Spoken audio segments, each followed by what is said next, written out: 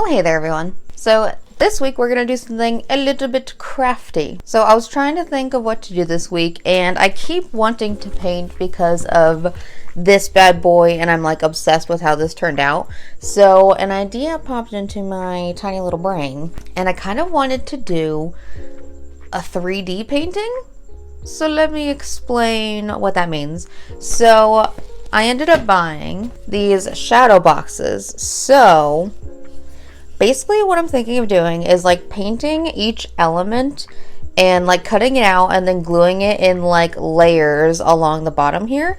And so it'll kind of like look like a 3D painting. So that's what I'm going to attempt to do. Now I love a spooky vibe, so I think I'm going to try and stick with like a cryptid, naturey kind of thing. So basically like in the same style I feel as us. So I'm gonna attempt to do something like that. Maybe like a Mothman one, which is the most smashable cryptid. Maybe he's lurking in the background.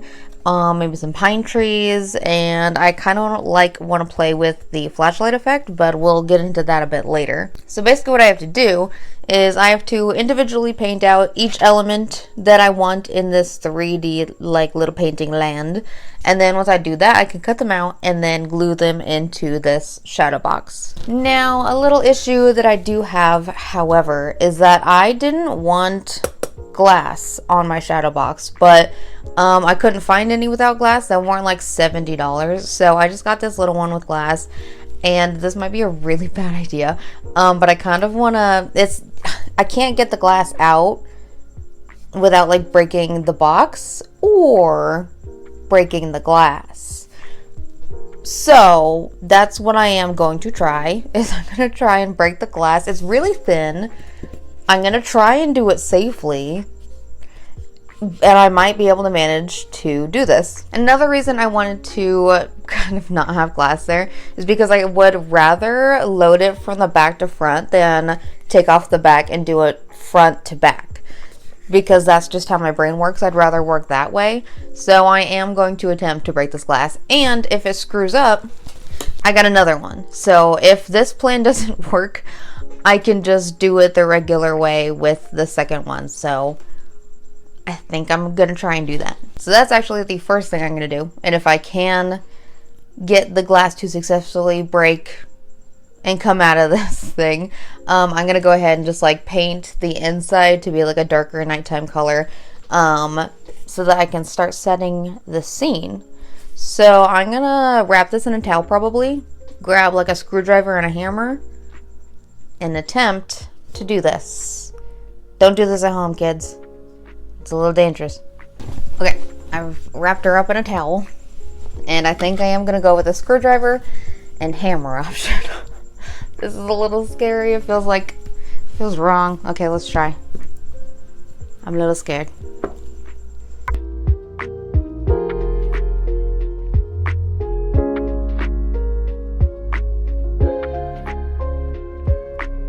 Actually, I don't know if that accomplished anything. Hold on.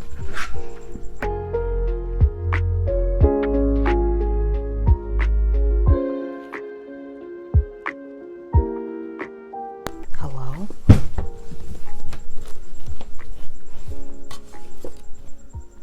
Brother, nothing. Okay, hold on. Should I try it without the towel? That did it. That worked. That was scary. That worked really well. Now it can just come out. Yay! That was so scary. Okay, now I gotta clean up all this glass, so I'll be right back. Okay, that worked incredibly well. We now can access it from the front. So now I think I'm going to end up painting the inside. So I kind of want it to be like a night scene, kind of like the painting that I had done before. So I might paint the inside like a dark blue or a dark green, depending on the kind of scene that I want. And then maybe like a white moon up in the background here. And then we can start watercoloring all of the individual pieces that will go inside of this bad boy.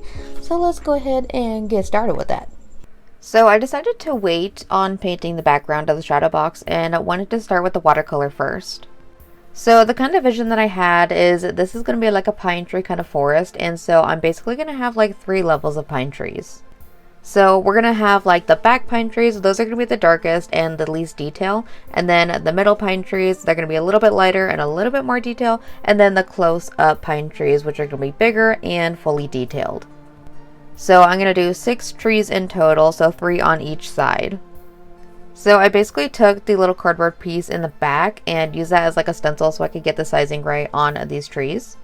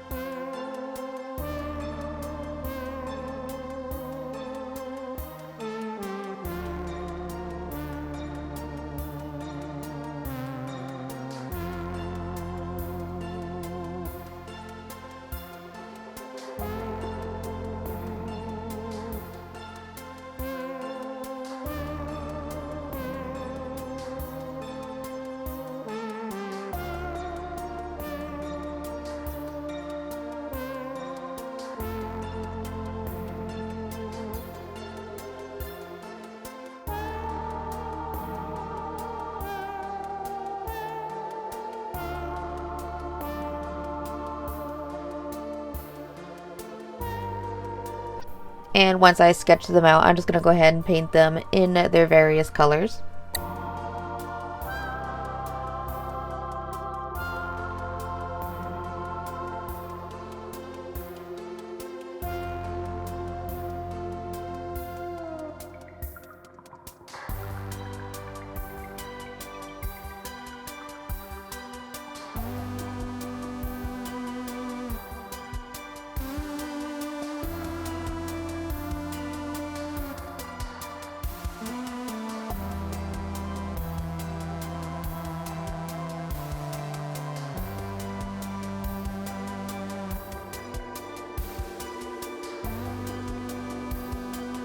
I'm not super good at painting trees, so this is kind of the best that I can do, and I am kind of doing it in like cartoony style, so I think for what I'm able to do, it looks pretty good. So I basically just started with the lightest color values and then layered on the darker ones, especially when it gets up in detail for the trees.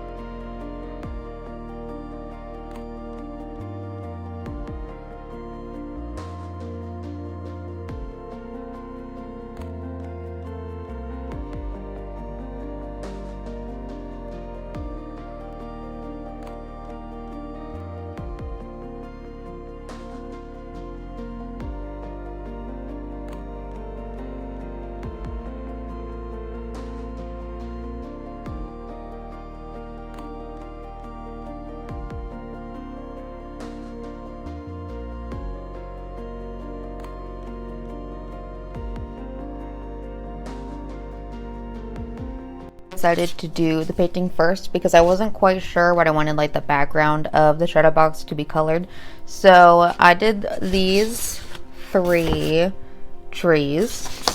So basically it's just like varying in like detail and size so that it looks like, you know, the depth of trees. So I'm not going to cut these out just yet, just because since it was watercolor, it's kind of lumpy on the paper. So before I cut them out, I'm just going to press all of these probably overnight so that they're like flat when I cut them out. So now that the trees are done, I'm going to go ahead and work on some littler details. So I need to do my person, and then I'm probably going to do like a little Mothman that I can like stick somewhere in the background. Maybe like a sign or something.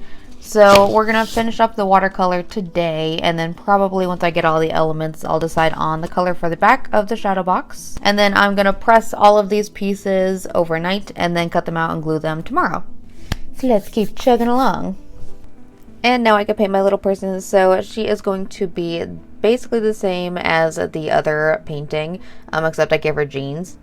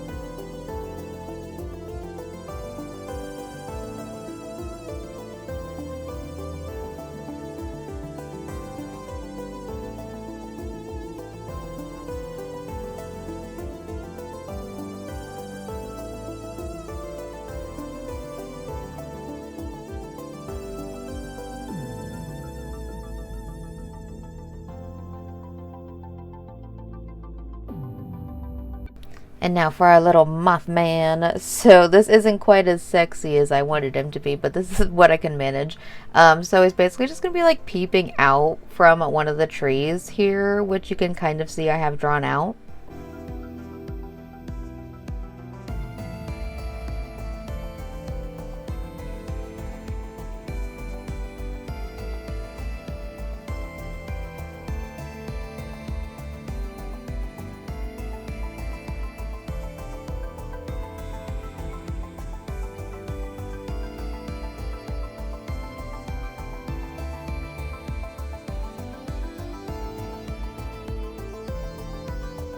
Okay, so I think I've gotten all the watercolor that I want done for now. So, to recap what I've done, I have Mothman, and I made a little like trail sign here that I'm going to put behind the little person. And then I have my little person here. And then I have the 3 degrees of trees. So that's the closest one. That's the next one, and these are the furthest ones. Okay, so I need to lay these out, not lay them out, I need to press them under a book with some weight on it so that they lay flat. And then I'm going to leave these until tomorrow where I'll cut them out. So now the final thing I need to do today is paint this. I think I'm just going to go for black, and if I want to change it later, I can. But black will probably give me the kind of like shadows and stuff that I want, because I want it to look like nighttime. So I'll do that, and then maybe today I'll paint the little moon in the center here. So let's go ahead and do that, and then we'll probably be done for today, and then I'll see you again tomorrow. And now I'm finally going to paint the background and the shadow box. So I decided just to do black just because I wanted the like darker values to make it look like it was nighttime. And you can see I am leaving a little circle for the moon to be painted a little light yellow later.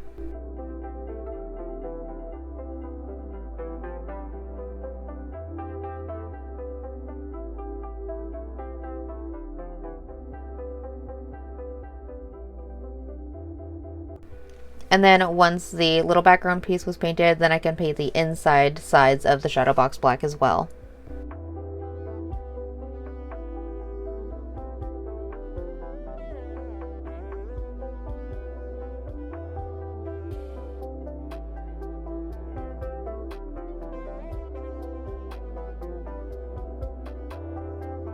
Alrighty, it is day 2. So let's look at what was happening overnight. So last night I had all of the paintings pressed under a book with some weight on it. So these are sitting a lot flatter than they were yesterday. So as a recap, I have Mothman and a little trail sign, my little character, and then various depths of trees. So today I need to cut these all out, and then, oh yeah, I also got this done and painted. I added a little like glow around the moon. Don't know if I like it yet, but if I don't, I can just paint black over it. But that is there. So yeah, like I was saying, today I need to cut out all these pieces and then glue them into this bad boy, and then it should be done. So let's go ahead and start doing that. And now it was time to start cutting things out with the X-Acto blade and say goodbye to the feeling that I had in the tip of my finger.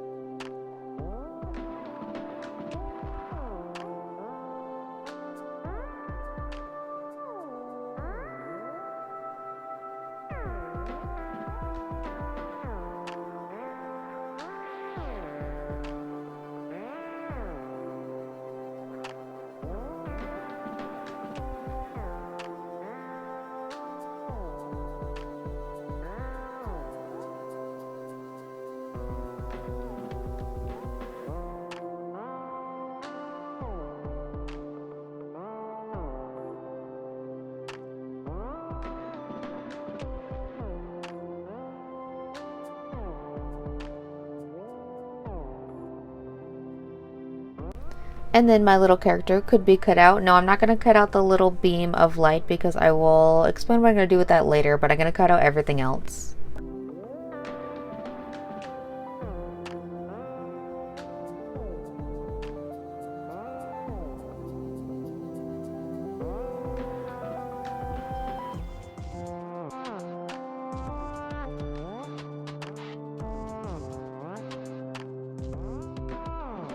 And then our little Mothman and little trail sign can be cut out as well.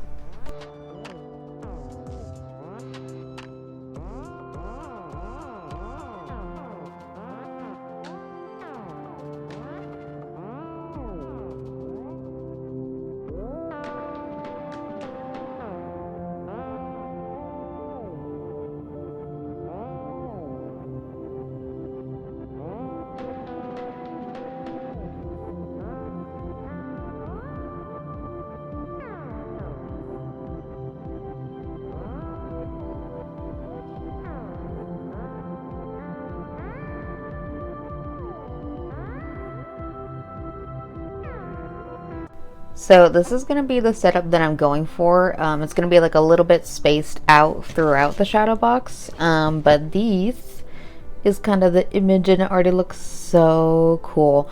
So I probably have to trim down some of the trees just because it's not quite enough room in there. So I had to trim them down this way a little bit.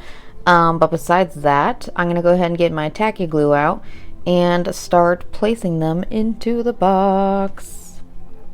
And now things can finally be glued in. So again, I am taking my trusty old tacky glue, and I'm just gonna kind of put some pieces of glue around these pieces and put them in.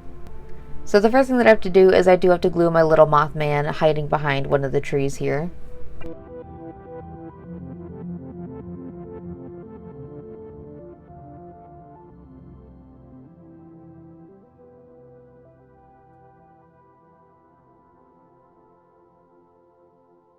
Now the back trees are going to be glued straight onto the back of this shadow box, and then the other trees are going to be spaced out a little bit.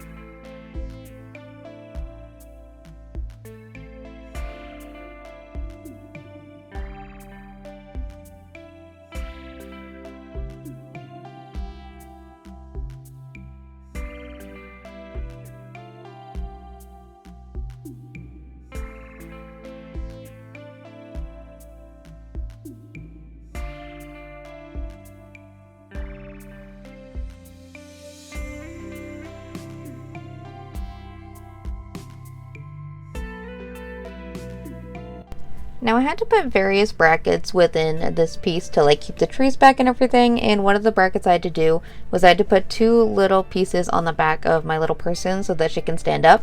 So that is what I am doing here.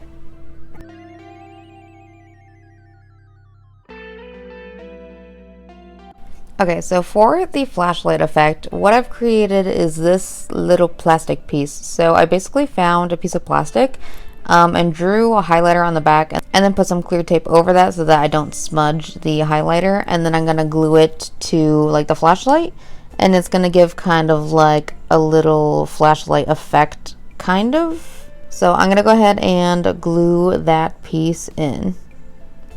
And then keeping up with like the cryptid spooky kind of theme, I wanted to do a little spaceship in the background. So I'm just gonna make like a really itty bitty teeny tiny spaceship and paint that and cut it out and glue it to the back.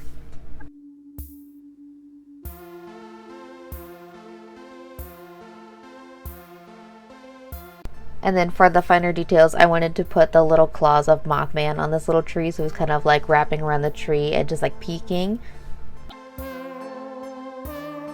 And then finally the spaceship can get glued in and we are ready for the final look.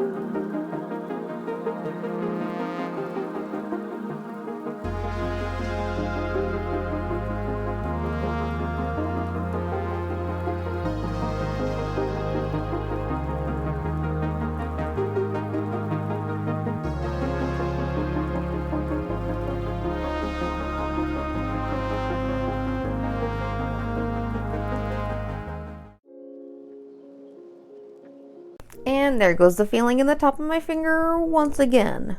I don't think I know how to use an X-Acto blade, probably. But here she is. I think she's so cute. I love the vibes so freaking much. Very spoopy, very cryptidy. Honestly, I think though the process was maybe a little bit longer, I think this was almost easier than making like an actual painting, because I could just make these separate elements the way that I needed to and then place them where I wanted, rather than having to account for like paint drying and where to place things and what values I need to make everything. So I think this was honestly a little bit easier than the actual painting, the original painting that I did. But it was really fun, and it was also, I feel like, a lot less pressure too, because I could like screw up a tree and then just like redo it rather than screw up the entire painting. So honestly, this was pretty fun, but it looks like so cool with like all the depth and whatnot that you can see in it. So yeah, I would highly recommend making a little 3D painting. This was fun. Also, I love my little Mothman just peeping out there. And then my little spaceship I added with a little ray that I added very last minute as well. And I really like, it's kind of hard to tell on camera and in the light, but the flashlight here, when like it's in kind of dark lighting, has like a really cool just like tint to it that like makes it look like a flashlight. And I like that you can like see through the flashlight, because I didn't want to put just like a solid like stream of like a light, because then it would like block part of the picture, and that's not what I wanted. So I immediately, when I was thinking of this project, this is what I wanted to do for the flashlight, was to make it see-through. But yeah, I think this turned out really good, and I'm glad that breaking the glass actually worked. I think I would have had a lot harder of a time loading it from the front back than the back front. So yeah, just do it safely if you're gonna do that.